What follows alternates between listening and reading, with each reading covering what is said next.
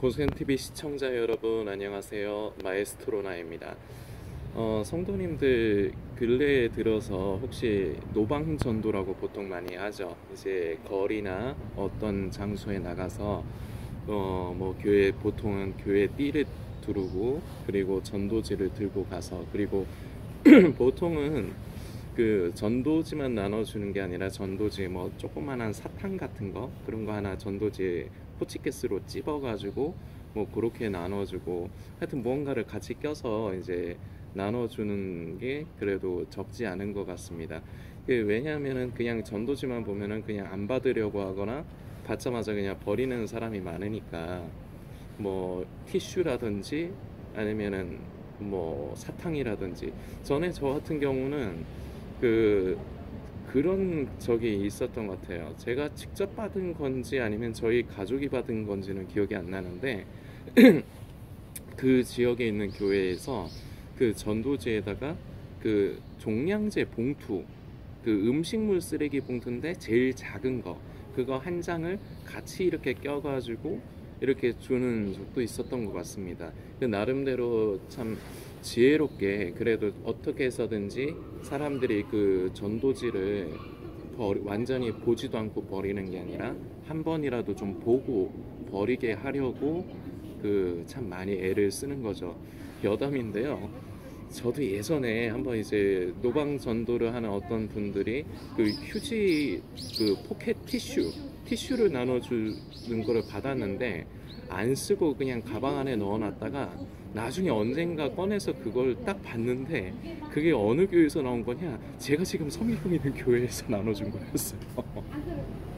물론 그때 당시는 제가 섬기는 서울반석교회를 제가 이제 섬기지 않은 상태였는데 근데 나중에 지나 보니까 하여튼 그렇더라는 겁니다. 이처럼 이제 교회에서 이제 전도 사역에 참 많이 힘을 쓰고요. 우리 성도님들 중에도 이렇게 노방 전도에 함께 나가셔서 섬기시고 예수님을 전하려고 애를 쓴 분들이 계실 겁니다. 저는 요 근래에 두 분의 아주 인상 깊은 사람을 봤는데요. 근데 인상 깊은 게 좋은 쪽이 아닌 나쁜 쪽으로 인상이 깊은 분을 두 분을 만났습니다. 첫 번째는요, 그 10월 27일에 우리 온 나라의 성도들이 한 자리에 모여서 나라를 위해서 기도하는 자리를 갖지 않았습니까? 그때 저는 여의도를 갔는데 저는 좀 현장에 일찍 갔어요. 오후 2시부터인데 제가 현장에 도착했을 때가 1시 정도였으니까 저는 좀 일찍 가서 좀 가능한 한 사람이 엄청나게 붐비는 걸 저는 싫어하니까 사람 없는 데 쪽으로 가능한 한 자리를 잡으려고 그렇게 갔는데 그때 종말론에 심취하신 분인가 봐요. 그래서 이제 그 메시지가 뭐였느냐, 전도를 하는데 전도지 같은 거는 나눠주지는 않고요. 메시지가 있었는데 이제 예수님 오신다, 회개해라, 이런 류였습니다. 그거를 아주 좀 제가 보기에는 좀 인상이 싸나웠어요. 좀 그렇게 그런 그 분이 있었는데 그 자리가 어떤 자리인가를 다시 한번 우리가 생각을 해봐야 되겠습니다. 물론 이제 본인은 이제 마지막 때고 이제 예수님 다시 오실 때 가까운데 오히려 교회가 잠들어 있기 때문에 많은 교회 다니는 대다수가 잠들어 있기 때문에 교회 다니는 사람들에게 깨어 있으라고 해야 될 것 같다고 본인은 그렇게 생각하지 않았을까 싶어요. 제가 그분이 아니니까 그분 속에 들어갔다 나온 게 아니라서 정확하게는 모르겠지만요. 하여튼 그런 마음이 있기 때문에 굳이 나라를 위해서 온 나라에 우리 교회를 다니고 있는 성도들이 한 자리에 모이는 자리에 그 자리에서 이제 예수님 다시 오신다, 회개해야 된다, 그 메시지를 외쳤다는 거는 글쎄요. 제가 보기에는 왜 그 자리에서 지금 이제 나라를 위해서 이 동성애라는 악법, 포괄적 차별금지법이라는 이 악법에 우리가 한마음 한뜻으로 반대의 입장을 표명하고 그리고 우리가 잘못해서예요. 나라가 어지럽고 나라가 이제 교회가 타락하는 거는 목회자들을 탓하려고 하는 경향이 있는데, 물론 목회자들도 많이 타락했습니다. 그러나 모든 것을 목회자의 탓으로 돌리는 것은 옳지 않아요. 그 교회를 이루고 있는 구성원 한 사람 한 사람, 바로 우리가 하나님 앞에서 올바르지 못했기 때문에 세상이 이렇게 어지러워지고 썩어가고 부패하는 것입니다. 그래서 우리는 회심의 자리가 되어야 하는 것이고, 그리고 그 자리뿐만 아니라 우리는 날마다 삶 가운데서 예수 그리스도의 향기와 편지되는 삶으로서 살아가도록 성령님을 의지해야 되는 부분이 있겠죠.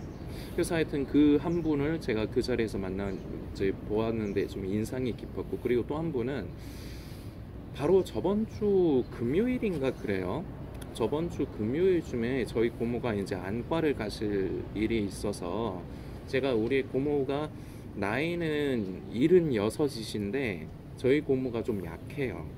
그 예전에 저희 할머니 돌아가실 때까지 10년 넘는 기간 동안 할머니를 옆에서 극진하게 간호하고 케어를 했거든요. 집에서 모시면서. 그러다 보니까 할머니 돌아가시고 난 다음에 몸이 굉장히 많이 약해졌어요.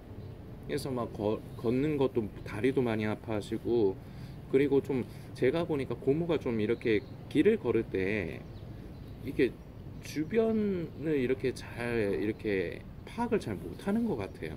그러니까 차가 올 것 같으면 미리 소리를 듣고 조금 차에 이제 지장이 없도록 이렇게 움직인다든지 이런 걸 하셔야 되는데, 그런 걸 잘 못해요. 그래서 저도 평소에 그동안에는 일을 나가니까 고모와 같이 시장을 가거나 어디를 가지는 못했지만, 그때 제가 지금 현재 그 일을 안 하고 있기 때문에, 그리고 어제 이제 영상으로 말씀드렸지만, 고센TV에 하나님께서 저에게 당신의 뜻을 나타내시는 것은 제가 있어야 할 자리를 지키라는 것입니다. 그래서 저는 이 고센TV의 사역에 전념하도록, 그래서 성도님들께 후원으로 계속해서 이 사역을 이어가도록 성도님들도 함께 이 고센TV의 사역을 함께 해주시라고 어제 이제 부탁드리는 영상을 올렸는데, 그때 하여튼 금요일에 고모를 모시고 횡단보도를 건너서 가는데 횡단보도 앞에 그 전도지를 가지고 이제 전도를 하는 분이 있는데, 이분의 멘트가 뭐였냐? 예수 천당 불신 지옥이었습니다. 예수님 믿지 않으면 지옥에 간다, 이거였습니다. 이 말을 예수님 믿으면 구원받습니다. 이 말, 같은 말인 것 같은데 잘 들어보세요.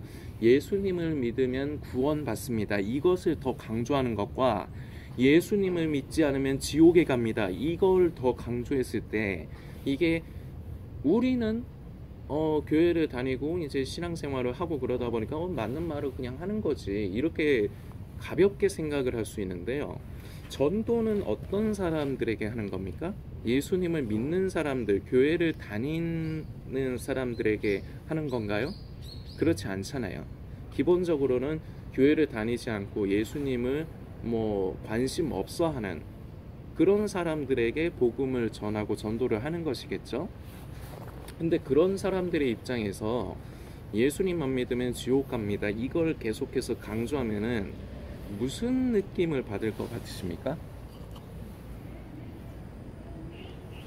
그리고요, 더 나아가서 이 순간이 있었는데, 횡단보도를 건너려고 고모와 같이 제가 손을 잡고 횡단보도 앞에 섰습니다. 근데 그분이 제 바로 앞에, 그러니까 조금 떨어진 게 아니에요, 바로 앞에 와가지고, 보통 이렇게 선포할 적에 크게 말하지 않습니까? 자, 그러면 상식적으로 생각을 해보세요. 바로 앞에서 크게 고함을 지르면은 그 바로 앞에 있는 사람의 그 귀가 아플까요, 안 아플까요?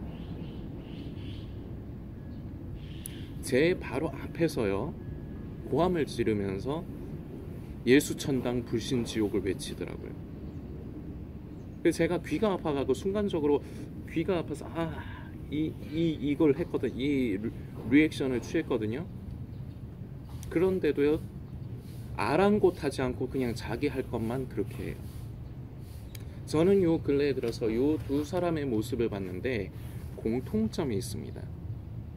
그리고 이 공통점을 오늘 성도님들과 나누기 위해서 우리 성도들이 복음을 전하는데, 특히나 지금 이제 예수님 오실 때가 가까운데 믿지 않는 가족들로 인해서 애타하시면서 가족들에게 어떻게 해서든지 예수님을 전하고 싶어 하는 분들에게 많이 나타나는 어떠한 부분, 우리가 주의해야 되는 부분인데요. 이 부분을 성도님들과 나누고자 합니다. 복음을 전하는 것은요, 내 만족을 위해서 전하는 게 아니잖아요. 동의하실 겁니다.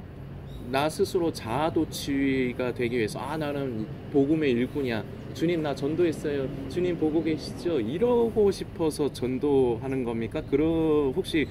혹시라도 우스갯소리지만 그런 마음을 갖고 계시면요, 그냥 집에서 쉬세요. 드라마 보세요. 그럴 거면 영혼을 향한 마음, 긍휼히 여기는 마음, 그 마음이 없이 전도를 한다고 하는 것은요, 물론 양면이 있습니다. 우리가 이유 하나하나를 따지면서 결국 이게 준비가 안 돼서 나는 복음을 못 전해, 나가서 전도를 못해, 이러면요 한도 끝도 없어요. 그래서 일단은 전하는 것이 중요해요. 귀한 일입니다. 그런데요, 그 전에 우리 안에 어떤 것이 계기가 되고 원동력이 됨으로 전도를 하느냐가 중요한 것입니다. 그 영혼을 향한 긍휼의 마음, 예수님을 믿어야 되는데, 예수님을 믿어야 구원에 이르고, 그리고 인생의 이 세상을 살아가면서도 자신이 왜 이 세상에 났는가, 진정으로 본인의 존재의 이유와 그리고 본인이 있어야 할 자리를 깨달을 수가 있습니다. 이것을 다른 말로 하면 그래야지 예수님을 믿어야 행복할 수 있다는 거예요. 그래서 예수님을 전할 때 예수님 믿으시고 행복하세요, 이렇게 전하는 거 저는 참 괜찮은 멘트라 생각이 됩니다. 개인적으로 하나님은 당신을 사랑하십니다, 예수님 믿고 행복하시고 구원받으세요, 이 멘트 참 저는 이상적이라고 생각하는데, 성도님들도 한번 고민해 보시면 좋을 것 같습니다. 먼저는 이 마음이 우선시 돼야 됩니다. 그런데요, 저는 안타깝게도요, 아까 전에 그 예를 든 부분을 포함해서요, 저는 이때까지 전도를 한다는 사람들을 봤을 적에 우리가 지나가다가 간혹 보잖아요. 그런데요, 마음이 느껴지지 않아요. 그런데 어떤 경우에는 참 정말 보기 좋다, 기분이 좋다, 이렇게 느껴지는 전도하는 분을 본 적도 있어요. 예수님 믿으세요 하면서 아주 상냥한 미소와 함께, 거칠지 않아요, 상냥한 미소와 함께 전도지를 정중하게 이렇게 나눠주시는데, 저는 그때 기분이 너무 좋더라고요. 그래서 저는 괜찮습니다, 이렇게 하고, 저도 상냥하게 웃으면서 저는 괜찮습니다, 이렇게 하고 가는데, 그 사람은 그러니까 그 사람은 뭐 어떻게 하느냐, 그래도 이거 받아가셔야 돼요. 제가 예수 믿는다는 얘기를 안 했거든요. 그런데도 그 사람은 그러세요, 예 감사합니다, 이런 식으로 저한테 했던 것 같아요, 제 기억에. 그래서 저는 그분이 누군지도 얼굴도 기억 안 나고, 그리고 어느 장소에서도 그랬는지 모르겠는데, 참 그래도 그 여운이랄까요, 그게 남아있어요. 우리가 복음을 전하는 부분에 있어서, 특히나 지금 이제 예수님 오실 때가 가깝기 때문에 사랑하는 가족, 나의 자녀, 내 남편, 부인, 그리고 나의 부모님, 보통은 이렇게 가족이라고 여기지 않습니까? 친척도 있겠지만요.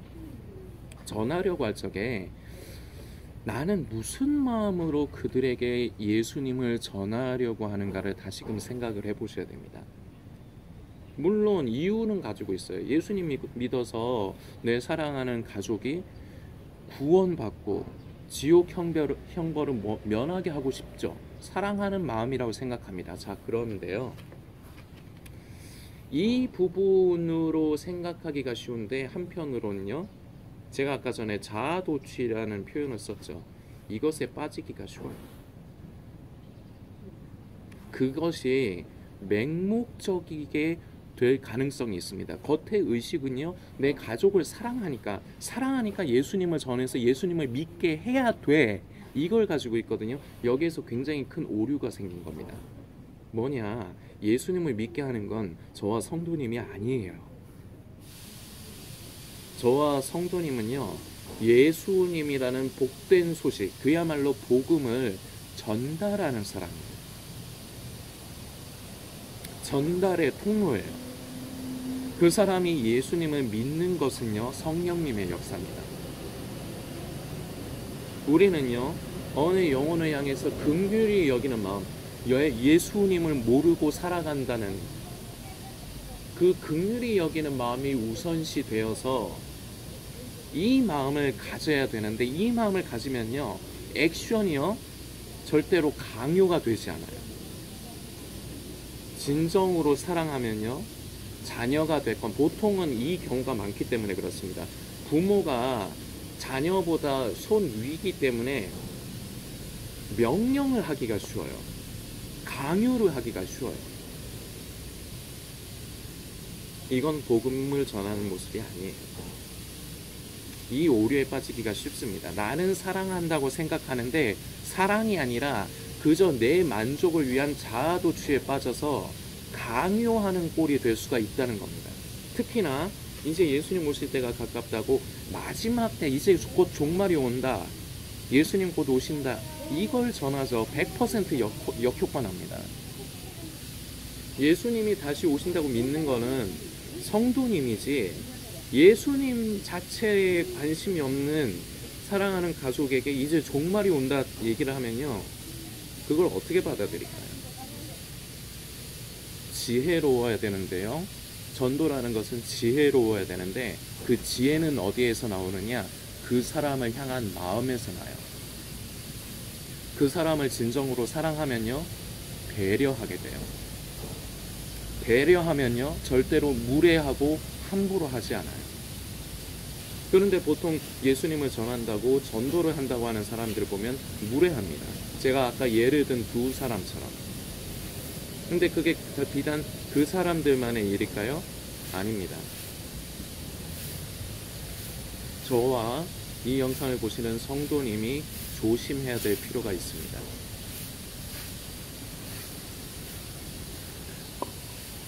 꼭 기억해 주십시오. 복음은 절대로 강요가 되어서는 안 됩니다. 그리고 내가 예수님을 믿게 만드는 게 아니에요. 이 아집을 버리셔야 돼요. 이 아집에 많이 사로잡혀 있습니다. 우리는 통로예요. 수도 집에, 예를 들어 보겠습니다. 집에서 수도 꼭지를 틀면요, 물이 나오죠? 자, 근데 수도 꼭지가 물을 나오게 하는 건가요? 잘 생각을 해보세요. 아니죠. 뭐 그 수도관을 통해서 수원지에서부터 물이 흘러오는 거 아닙니까? 그 근원은 수원지잖아요. 그런데 집에서 물을 쓰려면 수도 꼭지를 틀어야 되죠. 우리가 바로 이 수도 꼭지라는 거예요. 수도 꼭지를 틀지 않으면 물이 흘러나오지를 않으니까. 그런데 물 자체는 수원지가 근원인 거지 수도 꼭지가 근원이 아니에요. 그렇잖아요. 전기도 마찬가지고, 집에서 전등 스위치를 켜면은 불이 들어오는데 우리 그 스위치 자체가 전기를 만들어내는 게 아니잖아요. 잊지 말아야 합니다.